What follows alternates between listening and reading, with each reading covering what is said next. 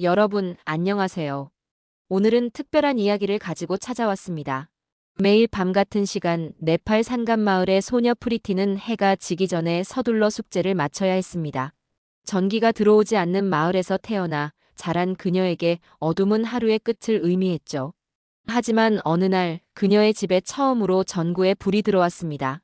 그 순간 소녀의 눈에서는 전구보다 더 밝은 빛이 반짝였습니다. 오늘 여러분께 들려드릴 이야기는 단순한 건설 프로젝트가 아닙니다. 이것은 한국의 기술과 온정이 히말라야의 작은 마을들에 어떻게 새로운 미래를 선물했는지에 관한 이야기입니다. 전기가 없어 의료시설조차 제대로 운영할 수 없었던 산간 마을들. 그곳에 한국의 기술자들이 불가능해 보이는 도전을 시작했습니다. 그리고 그 과정에서 벌어진 감동적인 이야기, 지금부터 함께 하시죠. 네팔은 세계에서 가장 아름다운 자연경관을 가진 나라 중 하나입니다. 하지만 에베레스트의 웅장한 자태와는 대조적으로 네팔의 많은 지역은 심각한 에너지 빈곤에 시달려왔습니다. 2015년 통계에 따르면 네팔 인구의 약 25%가 전기 없이 살아가고 있었습니다. 특히 험준한 산악지대에 위치한 마을들은 국가 전력망에 연결되지 못해 수십 년간 어둠 속에서 생활해왔습니다. 라메촌 마을의 70세 노인 나탄 타파는 이렇게 회상합니다. 우리 마을은 제가 태어나기 전부터 어둠 속에 있었습니다. 젊은이들은 도시로 떠나고 남은 사람들은 해가 지면 하루가 끝나는 생활을 반복했죠. 마을 진료소에서는 응급 환자가 오면 촛불이나 등유램프 아래서 치료를 해야 했습니다. 산간 마을의 교사 수미트라 바스넷은 교육의 어려움을 이렇게 설명했습니다. 아이들이 집에서 숙제를 할 수 없었어요. 모든 공부는 햇빛이 있는 시간에 끝내야 했죠. 컴퓨터는 꿈도 꿀 수 없었고 세상에 대한 정보는 오래된 교과서가 전부였습니다. 2015년 4월 25일, 네팔을 강도 7.8의 강진이 강타했습니다. 9천 명 이상이 목숨을 잃었고 수많은 건물과 인프라가 파괴되었습니다. 이미 취약했던 네팔의 전력 상황은 더욱 악화되었습니다. 지진 발생 직후 한국 정부는 네팔의 긴급 구호팀을 파견했습니다. 구호팀에는 의료진뿐만 아니라 인프라 전문가들도 포함되어 있었습니다. 당시 현장에 파견된 한국국제협력단 소속 박준호 팀장은 이렇게 말합니다. 처음에는 긴급 의료 지원이 목적이었습니다. 하지만 현장에 도착해보니 더 근본적인 문제가 있었어요. 병원에 전기가 없어 수술실을 제대로 운영할 수 없었고 의약품도 제대로 보관할 수 없었습니다. 임시 발전기를 설치했지만 그것만으로는 충분하지 않았죠. 한국 정부는 긴급 회의를 통해 네팔 지진 피해 지역에 대한 장기적인 지원 계획을 수립했습니다. 그중 핵심 프로젝트가 바로 네팔 산간 지역 소규모 수력 발전소 건설 사업이었습니다. 이 프로젝트는 단순한 원조를 넘어 한국의 앞선 수력 발전 기술을 활용해 네팔의 지형에 적합한 맞춤형 해결책을 제시하는 것이 목표였습니다. 2016년 초 한국수자원공사와 한국전력의 전문가들로 구성된 팀이 네팔 돌라카 지역에 도착했습니다. 이들의 임무는 험준한 히말라야 산맥 속에 5개의 소규모 수력 발전소를 건설하는 것이었습니다. 프로젝트 총괄 책임자였던 이민우 수석 엔지니어는 당시 상황을 이렇게 회상합니다.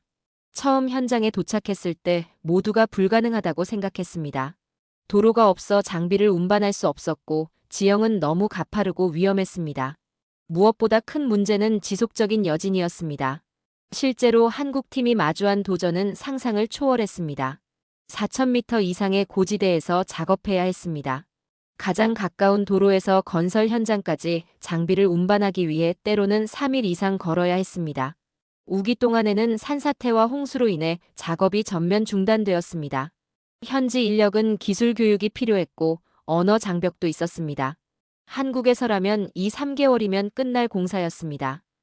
하지만 여기서는 모든 것이 도전이었죠. 전기 시스템 담당 강동훈 엔지니어의 말입니다. 그러나 한국팀은 포기하지 않았습니다. 그들은 창의적인 해결책을 찾아내기 시작했습니다. 한국 기술자들은 네팔의 지형과 상황에 맞는 혁신적인 방법을 개발했습니다. 첫째, 대형 장비 대신 분해해서 운반할 수 있는 모듈식 설비를 특별히 설계했습니다. 한국의 중소기업들이 참여해 현장 조건에 맞는 맞춤형 부품을 제작했고, 이는 후에 포터블 마이크로 하이드로 시스템이라는 이름으로 특허를 받았습니다. 둘째, 지역 주민들을 적극적으로 프로젝트에 참여시켰습니다. 200명 이상의 현지 주민들이 기술 교육을 받았고 건설 과정에 직접 참여했습니다. 셋째, 한국의 IT 기술을 접목해 원격으로 발전소 상태를 모니터링하고 제어할 수 있는 시스템을 구축했습니다. 이는 이후 유지 보수를 위해 매우 중요한 요소였습니다. 우리는 단순히 발전소를 지어주는 것이 아니라 네팔 사람들이 스스로 운영하고 유지할 수 있도록 모든 시스템을 설계했습니다. 프로젝트 매니저 정민석의 설명입니다. 특히 감동적이었던 것은 한국 기술자들의 헌신이었습니다. 그들 중 다수는 계획된 파견 기간을 넘어 자발적으로 체류 기간을 연장했고 일부는 휴가를 반납하며 프로젝트에 전념했습니다. 송태현 기술자는 현장에서 높은 열이 나는 상황에서도 작업을 계속했고 나중에 그가 말라리아에 걸렸다는 사실이 밝혀졌습니다. 그럼에도 치료 후 다시 현장으로 돌아온 그의 이야기는 현지인들 사이에서 전설이 되었습니다. 2018년 9월 5일 돌라카 지역의 첫 번째 수력 발전소가 완공되었습니다. 세계 마을에 전기를 공급할 수 있는 이 발전소의 시험 가동날 마을 전체가 축제 분위기였습니다. 수백 명의 주민들이 발전소 앞에 모였고 많은 이들이 평생 처음으로 스위치를 누르면 불이 켜지는 경험을 하게 될 참이었습니다.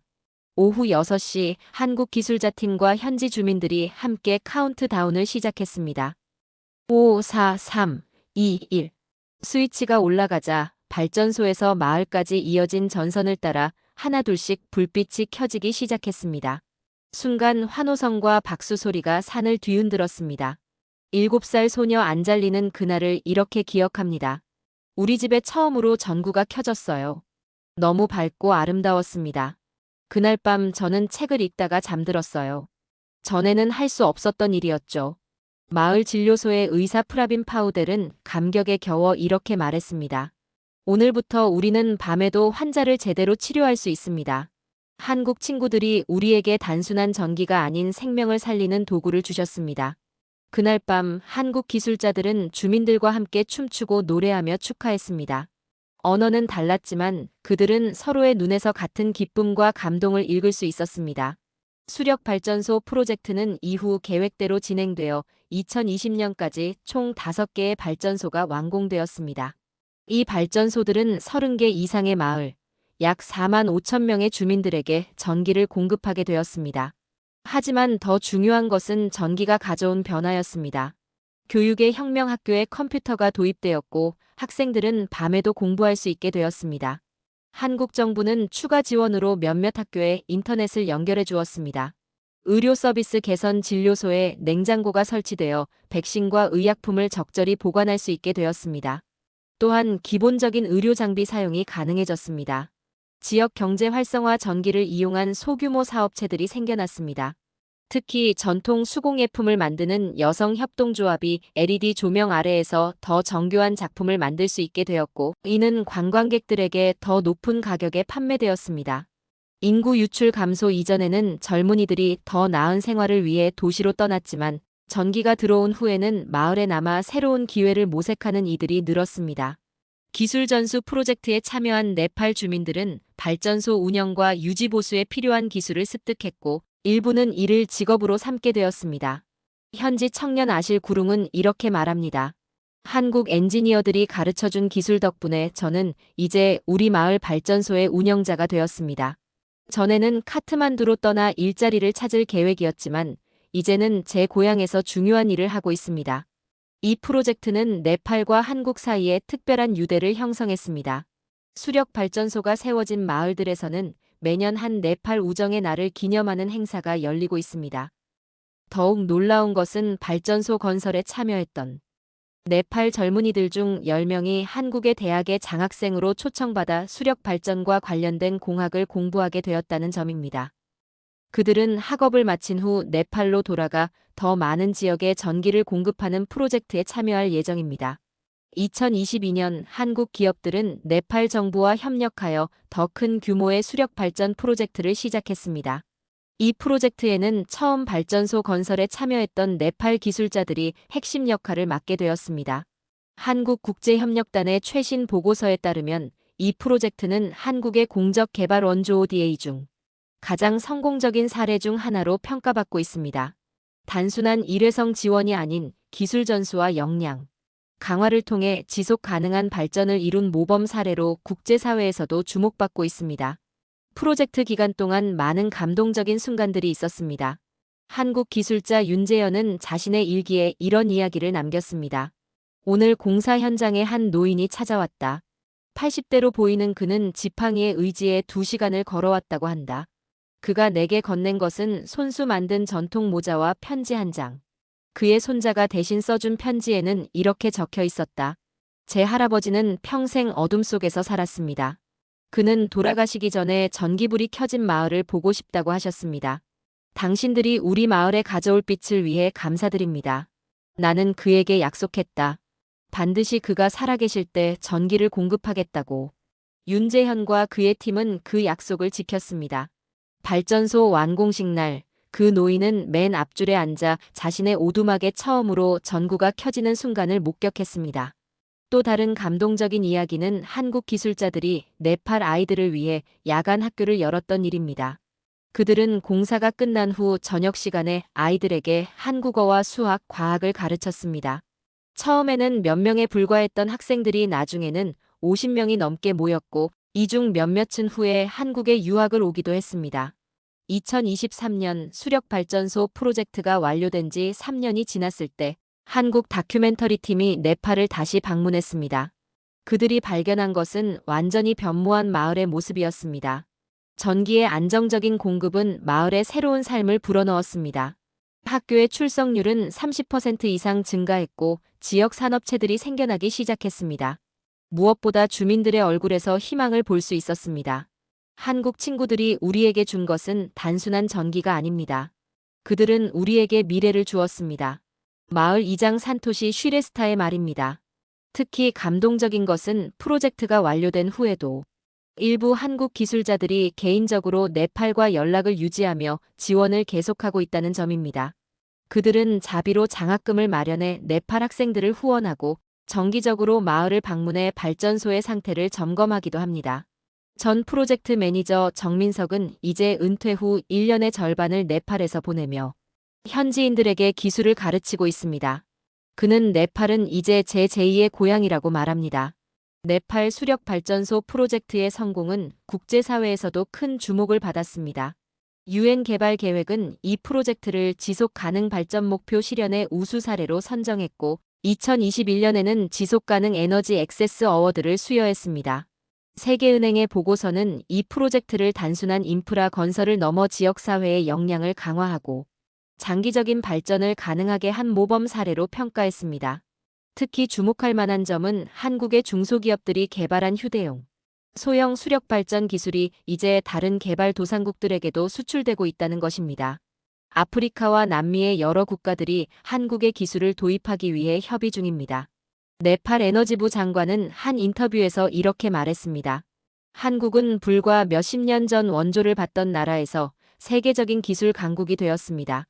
그들은 자신들의 경험을 바탕으로 우리에게 가장 필요한 것이 무엇인지 정확히 알고 있었고 단순한 기부가 아닌 지식과 기술을 나누어 주었습니다.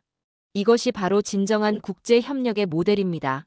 한국 기술자들과 네팔 주민들 사이에 형성된 깊은 유대감은 이 프로젝트의 또 다른 중요한 성과였습니다.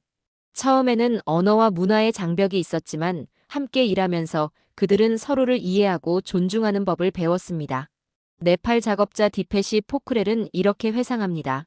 처음에는 의사소통이 매우 어려웠습니다. 손짓과 그림으로 대화했죠. 하지만 한국 엔지니어들은 우리에게 한국어 기본 단어를 가르쳐 주었고 그들도 네팔어를 배우려고 노력했습니다. 몇 개월 후에는 우리만의 특별한 한국 네팔 혼합어가 생겼을 정도였죠. 건설 과정에서 한국 기술자들은 네팔의 문화와 전통을 존중했습니다. 그들은 중요한 네팔 축제 때 공사를 멈추고 현지 주민들과 함께 축하했으며 지역 음식을 즐기고 전통 의상을 입기도 했습니다. 이러한 문화적 교류는 양국 간의 이해를 더욱 깊게 했습니다. 발전소 건설 후에도 한국 엔지니어들이 가르친 K-팝 노래를 부르는 네팔 아이들을 볼 수 있었고 한국으로 돌아간 기술자들은 네팔 전통 음식 레시피로 요리 모임을 열기도 했습니다. 네팔 수력 발전소 현장에서 통역사로 일했던 하리 바하두르는 이렇게 말합니다. 한국인들은 자신들의 기술뿐만 아니라 정성과 마음도 함께 나누었습니다. 그들은 단순히 일을 마치고 떠나는 것이 아니라 우리 마을과 진정한 친구가 되었습니다. 이것이 이 프로젝트가 성공한 진짜 이유라고 생각합니다. 네팔 수력발전소 프로젝트의 성공은 단순한 일회성 성과에서 끝나지 않았습니다. 이 프로젝트를 계기로 한국과 네팔 사이에는 다양한 협력 사업이 시작되었습니다. 2022년 한국 정부는 네팔의 농촌 지역에 태양광 발전 시스템을 설치하는 새로운 프로젝트를 시작했습니다. 이 프로젝트에는 수력발전소 건설에 참여했던 네팔 기술자들이 주도적인 역할을 맡게 되었고, 한국 기술자들은 주로 자문 역할을 담당했습니다. 카트만두 대학에는 한국 네팔 재생에너지 연구센터가 설립되었습니다. 이 센터에서는 양국의 연구자들이 네팔의 지리적 특성에 적합한 새로운 재생에너지 기술을 공동으로 연구하고 있습니다. 또한 두 나라 사이의 교육 교류도 활발해졌습니다. 매년 20명 이상의 네팔 학생들이 한국의 대학에서 엔지니어링을 공부하고 있으며, 한국의 대학생들은 네팔에서 봉사활동과 현장 실습을 경험하고 있습니다. 네팔 교육부 차관은 이렇게 말했습니다. 한국의 발전 경험은 우리에게 큰 영감을 줍니다. 우리는 단순히 한국의 기술만 배우는 것이 아니라 그들의 교육 시스템과 근면한 정신도 배우고 있습니다. 이것이 장기적으로 네팔의 발전에 더 큰 영향을 미칠 것입니다. 네팔 수력발전소 프로젝트의 파급 효과는 경제적 측면에서도 나타났습니다. 전기가 공급된 마을들에서는 소규모 사업체들이 생겨나기 시작했고, 전통 수공예품을 생산하는 지역 협동조합이 해외 시장과 연결되면서 수출까지 시작했습니다. 이제 우리는 밤에도 작업할 수 있고 인터넷으로 해외 바이어들과 직접 소통할 수 있습니다. 덕분에 중간 상인 없이 더 좋은 가격에 제품을 팔 수 있게 되었죠. 네팔 수공예 협동조합의 회장 람 프라사드의 말입니다. 오늘 네팔 수력발전소 프로젝트 이야기는 어떠셨나요? 단순한 건설 사업이 아닌 한국의 기술과 정성이 히말라야의 작은 마을들의 희망과 미래를 선물한 감동적인 이야기였습니다. 세계 곳곳에서 한국의 기술력은 이제 단순한 제품을 넘어 사람들의 삶을 변화시키는 힘으로 인정받고 있습니다. 네팔의 사례는 한국이 과거 원조를 받던 나라에서 이제는 세계의 희망을 전하는 나라로 성장했음을 보여주는 대표적인 사례입니다. 때로는 작은 불빛 하나가 누군가의 인생을 완전히 바꿀 수 있습니다. 한국의 기술자들이 네팔에 심어준 불빛은 이제 더 넓은 세상으로 퍼져나가고 있습니다. 여러분의 소중한 시간을 함께 해주셔서 감사합니다. 오늘 영상이 여러분 마음속에 작은 울림과 따뜻한 위로가 되었다면 구독과 좋아요, 알림 설정 부탁드립니다. 세상 곳곳에 감동적인 이야기를 찾아 더 따뜻하고 의미 있는 이야기로 다시 찾아오겠습니다. 당신의 하루가 오늘 영상처럼 따뜻하길 바랍니다. 시청해주셔서 감사합니다.